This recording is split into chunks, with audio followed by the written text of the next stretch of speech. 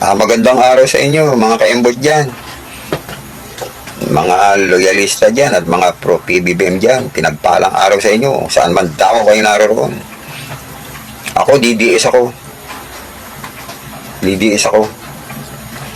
Nung araw yun, talagang todo suportahan niya kay Digong ng araw. Binoto ko yan eh.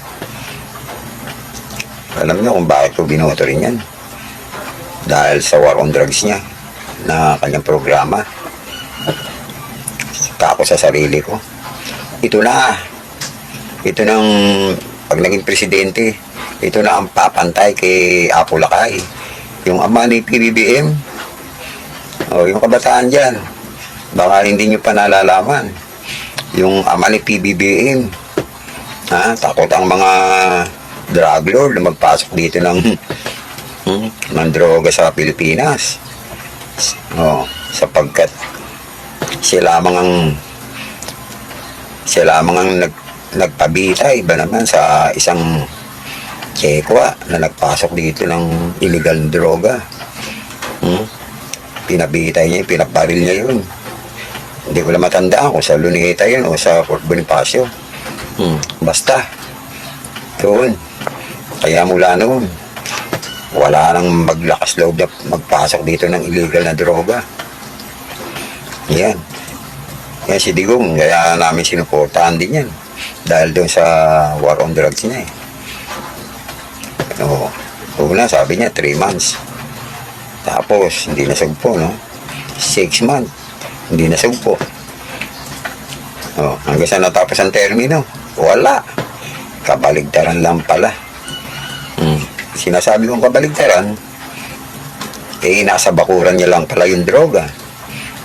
Dahil ang mga gabinete niya, sila Michael Yang, sila Alan Lim, Peter Ko, puro Chinese drug lord. Nasa bakuran niya, yun eh. Ngayon, yung mga pinatumba niya pala nung araw na yun, mga kapopintensya lang pala niya.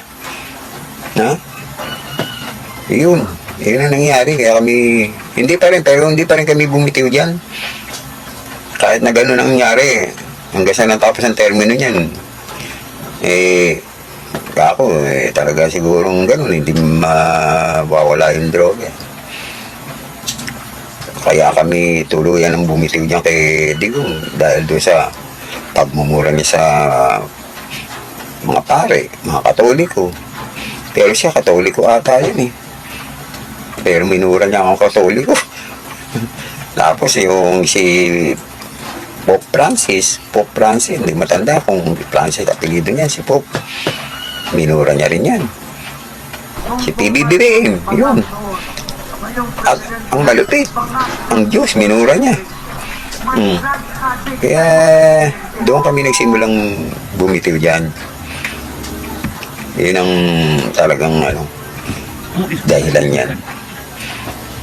Tapos ang dami pa rin sumusuporta sa dami ng kasalanan niya. Pero ako naniniwala ang mga sumusuporta na lang dyan, mga panatikong kulto na lang. Kasi kung malinaw ang yung pagpangunawa na katulad ko, bibitiw ka na talaga sa kasalanan ni Digong dito sa Pilipinas. Yung EJK lang, ang daming itinumba, wala man lang due process. Mga mayor at vice mayor, 26 ata ang bilang nun. Mga mainstream media, ganun din karami ang pinatumba ng panahon sa mga kaalyado niya. Basta nag-expose ng ng mga anomalya, pinatutumba rin, diba? Si Barayuga, si Percy Lapid, si Andaya, marami pang iba. Oh. Tapos, yung mga DDS, todo suporta pa rin. Kaya ako naniniwala, mga ano na lang yan eh. Panatikong kulto. Oo, opinion ko yan. Magalit na kayo kung magalit sa akin. Dahil, yan ang pang ano ko eh.